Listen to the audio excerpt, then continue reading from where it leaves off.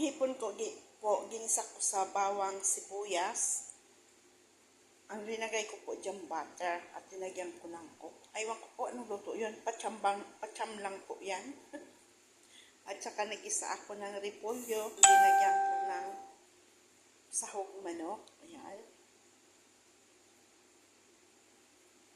Yan na po.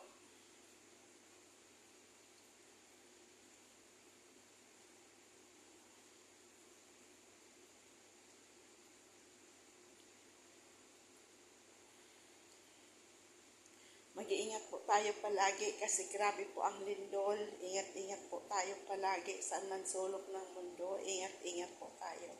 Huwag po natin papabayaan sarili natin. Mas okay po na lumabas tayo ng bahay kaysa po magtago tayo sa ilalim ng mesa. Lalo po yung mga nagtatrabaho sa mall, sa mga matataas na building. Kung pwede po bumaba na lang kasi po nakakatakot po. Ingatan po natin sarili natin, mahalin natin ang sarili natin para sa ating pamilya. Yun lamang po. Ingat po tayo palagi.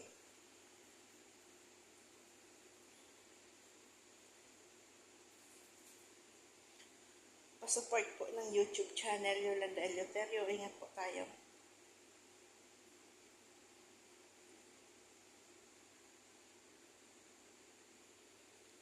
Po, ayan, sarap.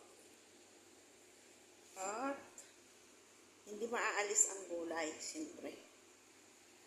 Isang cup po ang kanin.